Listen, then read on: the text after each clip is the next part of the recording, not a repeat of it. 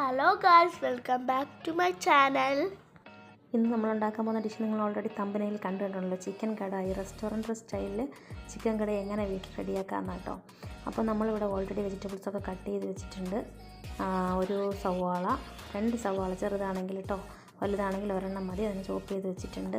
ഇഞ്ചി, പച്ചമുളക്, വെളുത്തുള്ളി, പിന്നെ ഒരു ക്യാപ്സിക്കം, പിന്നെ വേറൊരു സവാളയുടെ പകുതി. അതിനെ ഒന്ന് എതിളുകളായിട്ട് ഇളക്കി ഇങ്ങനെ വെച്ചിട്ടുണ്ട്. അപ്പോൾ നമുക്ക് അത് കഴിഞ്ഞ് ഓൾറെഡി ചിക്കൻ നമ്മൾ മാരിനേറ്റ് ചെയ്ത് നമ്മളൊരു 1 ഹവറായിട്ട് നമ്മൾ മാറ്റി വെച്ചിട്ടുണ്ട്. അതിനകത്തേക്ക് ഒരു 1/2 ടീസ്പൂൺ എരിവുള്ള മുളകാണെങ്കിൽ 1/2 ടീസ്പൂൺ മതി. കാശ്മീരി ചില്ലി പൗഡർ ആണെങ്കിൽ നമ്മളൊരു 1 ടീസ്പൂൺ, പിന്നെ ഒരു 1/4 ടീസ്പൂൺ മഞ്ഞൾപ്പൊടി, പാകത്തിന് ഉപ്പിട്ട് മാരിനേറ്റ് ചെയ്തിട്ട് നമ്മൾ മാറ്റി വെച്ചേക്കണം കേട്ടോ. ഫ്രിഡ്ജിൽ വെച്ചാൽ മതി. അത് കഴിഞ്ഞ് നമ്മൾ തക്കാളിയും വെളുത്തുള്ളിയും കൂടെ ഒരു 5-6 അല്ലി വെളുത്തുള്ളി ജസ്റ്റ് പേസ്റ്റ് ചെയ്ത് രണ്ടും കൂടെ നമ്മൾ പേസ്റ്റ് ചെയ്ത് എടുത്തിട്ടുണ്ട്. അപ്പോൾ നമ്മൾ ഓൾറെഡി മാരിനേറ്റ് ചെയ്ത് വെച്ചിരിക്കുന്ന ചിക്കൻ നമ്മൾ വറുത്തെടുക്കാൻ പോവാണ്.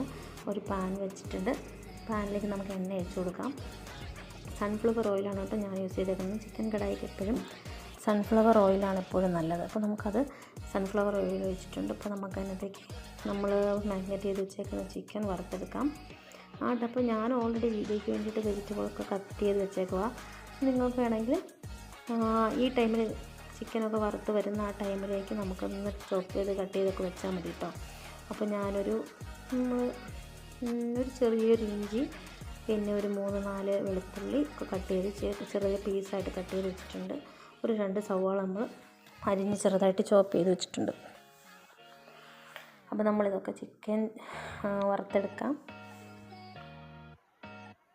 ചിക്കൻ അങ്ങനെ ഒത്തിരി ഡീപ്പ് ഫ്രൈ ചെയ്യേണ്ട ആവശ്യമില്ല കേട്ടോ. ചെറുതായിട്ടൊരു ബ്രൗൺ കളറായി വരുമ്പോൾ തന്നെ നമുക്ക് ഇതെടുക്കാം. പിന്നെ ഒത്തിരി ഇതായിപ്പോയാൽ ഇതായി പോവും, ഒത്തിരി ഇതാവും. അപ്പോൾ എപ്പോഴും നമ്മൾ ചിക്കൻ കടായിക്ക് നല്ലത് ചെറുതായിട്ടൊരു ബ്രൗൺ കളറൊക്കെ ആകുമ്പോൾ എടുക്കുന്നതാണ് കേട്ടോ. ഞാനിവിടെ 1 കിലോ ചിക്കനാണ് എടുത്തിട്ടുള്ളത്.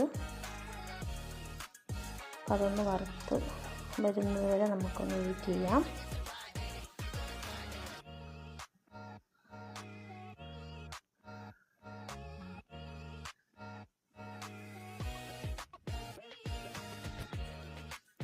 ഇപ്പോൾ ഇവിടെ നമുക്ക് ഏകദേശം ഒരു ഹാഫ് ഫ്രൈ ആയിട്ടുണ്ട് കേട്ടോ നമ്മുടെ ചിക്കൻ.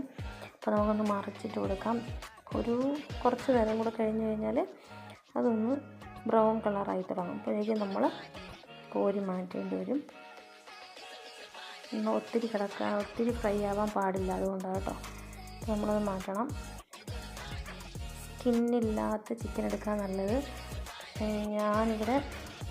എനിക്കിവിടെ സ്കിന്നുള്ള ചിക്കനാണ് കിട്ടിയത്. പക്ഷേ ഞാനതിന് സ്കിന്നെടുത്ത് കളഞ്ഞിട്ട് മാറ്റിയിട്ടാണ് ഇപ്പം ഇതിന് വേണ്ടി എടുത്തേക്കണം. അതുമല്ല ഒരു ചെറിയ പീസായിട്ട് വേണം എപ്പോഴും കട്ട് ചെയ്യാൻ. ചിക്കൻ കടായിക്ക് എപ്പോഴും ചെറിയ പീസാണ് ടേസ്റ്റ് കേട്ടോ, അതാണ് നല്ലത്. അപ്പോൾ നമ്മൾ ഏകദേശം ഫ്രൈ ആയിട്ടുണ്ട്. അപ്പോൾ നമ്മൾ അതൊന്ന് എല്ലാം മാറ്റുവാണ് കേട്ടോ. എണ്ണയിൽ നിന്ന് കോരി മാറ്റുവാണ്.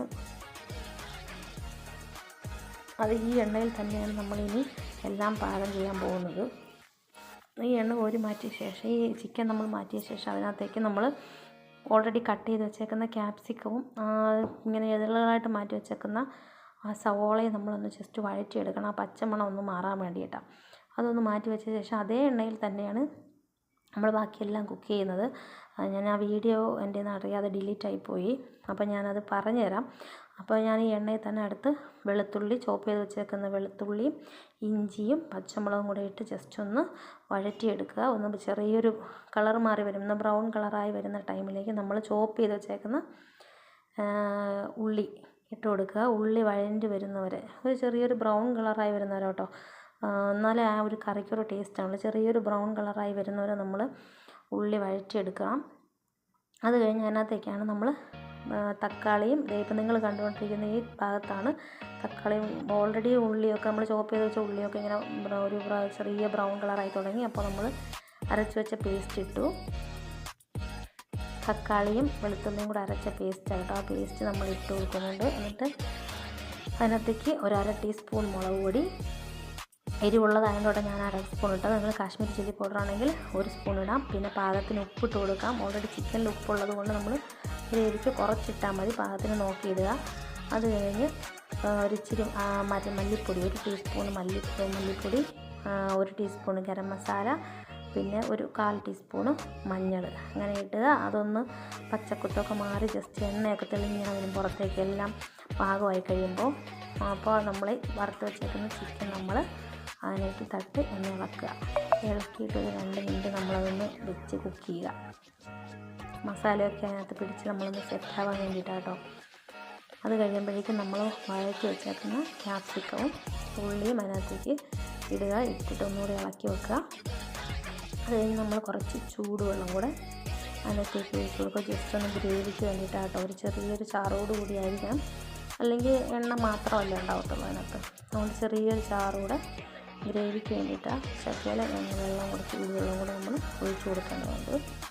അപ്പോൾ നമ്മൾ ക്യാപ്സിക്കും ഉള്ളിയും കൂടെ ചേർത്ത് കൊടുക്കാം. എന്നിട്ടൊരു 2 മിനിറ്റ് ഇളക്കി ജസ്റ്റ് ഒന്ന് മിക്സ് ചെയ്ത് കൊടുക്കാം കേട്ടോ.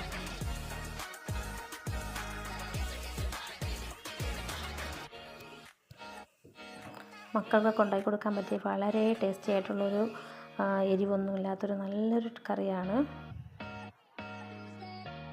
അത് കഴിഞ്ഞ് ഇച്ചിരി ചൂടുവെള്ളം ഒഴിച്ച് കൊടുക്കുക.